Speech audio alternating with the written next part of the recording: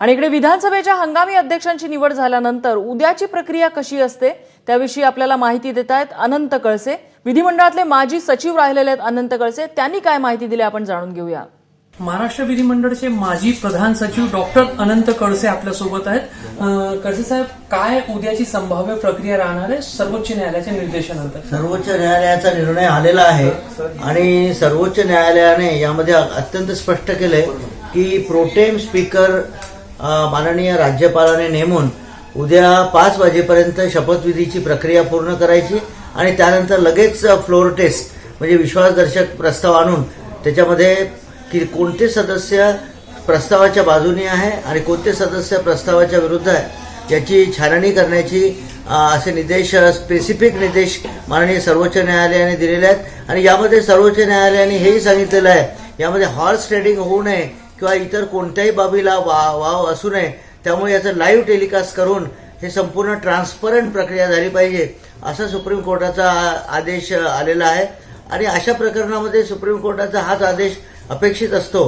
त्यामुळे उद्याची प्रक्रिया, उद्या अधिवेशनाचं कामकाज सुरुवात होऊन उद्या 5 वाजेपर्यंत ही प्रक्रिया पूर्ण करून शपथविधीची प्रोटेम स्पीकरच्याच अध्यक्षतेखाली ही विश्वासदर्शक प्रस्तावाची प्रक्रिया उद्या होईल आणि त्यामध्ये उद्या स्पष्ट होईल की कोणत्या पक्षाला किती बहुमत आहे हे उद्या या प्रस्तावावरून स्पष्ट होईल। जो मतदान केला जाणार आहे तो कशा पद्धतीने होईल, म्हणजे बटन दाबून होईल की कसं होईल? कारण गुप्त मतदान नको असं सांगितलंय, तर ती मतदानाची प्रक्रिया कशी असेल? सुप्रीम कोर्टाने, सर्वोच्च न्यायालयाने स्पष्ट केलेलं आहे की ट्रान्सपरंट प्रक्रिया असावी, त्यामुळे हे विश्वासदर्शक ठरावावर जी प्रक्रिया होईल ती प्रक्रिया गुप्त मतदान पद्धतीचा अवलंब होणार नाही त्यामध्ये।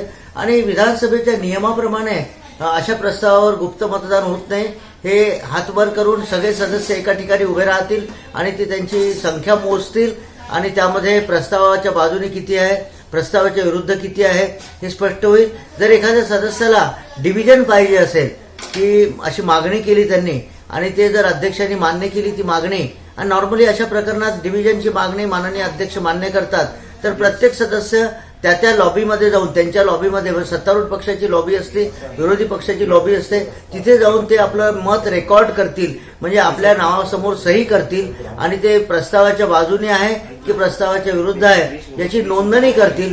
आणि या संपूर्ण प्रकरणाचा निकाल, या निर्णयाचा निकाल हाती आल्यानंतर तो निकाल विधानमंडळ सचिवालयाचे अधिकारी सचिव हे माननीय अध्यक्षांना सादर करतील आणि मग प्रोटेम स्पीकर हा निकाल जाहीर करतील। प्रस्ताव संमत झाला की प्रस्ताव असंमत झाला, या प्रकारे ही संपूर्ण प्रक्रिया चालेल। ज्या पद्धतीने असं मानलं जात होतं की व्हीप जारी केला जातो साधारणपणे प्रक्रियेमध्ये, तर ते व्हीपची जी प्रक्रिया असते की या पक्षाच्या उमेदवारांनी अशा पद्धतीने मतदान करावं, ते सगळं उद्या होण्याची शक्यता आहे का? नाही, व्हीपचा उद्या जारी होतील। व्हीप कदाचित 2 व्हीप जारी होतील एनसीपी तर्फे, कारण त्याच्यामध्ये आता वाद म्हणजे गटनेते पदाचा रायव्हल क्लेम्स आहेत, एक अजितदादा पवार आणि कुठे जयंत पाटील, त्यामुळे पण व्हीपचं जे आहे ते पाळला न पाळला, तो डिफाय केला, त्याचं काय पालन केलं न केलं हा आता वेगळा प्रश्न होईल। कारण व्हीप पालन न केल्यास नियमाप्रमाणे आणि 10व्या अनुसूचीप्रमाणे त्यामध्ये पिटिशन्स फाईल कराव्या लागतील आणि या पिटिशन्स अध्यक्षांपुढे जाईल आणि ही क्वाझी ज्युडिशियल प्रोसिडिंग असते। अध्यक्ष या संपूर्ण प्रकरणाची छाननी करून मग त्यावर निर्णय देतात, याला सुद्धा बराचसा कालावधी जाण्याची शक्यता असते। शिवाय हा अध्यक्षांचा निर्णय जो आहे हा सुप्रीम कोर्ट किंवा हायकोर्टामध्ये सुद्धा जाऊ शकतो, कारण अध्यक्ष हे ट्रिब्युनल म्हणून काम करतात आणि कर्नाटकच्या प्रकरणामध्ये हा निर्णय सुप्रीम कोर्टाने यामध्ये असे जजमेंट दिलेलं आहे की अध्यक्षांचा एक निर्णय बरोबर आहे डिस्क्वालिफिकेशनचा, पण दुसरा त्यांनी जी मुदत दिलेली आहे तो निर्णय त्यांनी सेट असाइड केलेला आहे। त्यामुळे हा निर्णय उद्या व्हीपचा फारसा काही संबंध येणार नाही, पण उद्या निश्चितच हेड काउंट मात्र होईल, कोणते सदस्य प्रस्तावाच्या बाजूला आहे आणि किती सदस्य प्रस्तावाच्या विरुद्ध आहे हा उद्या निकाल लागेल।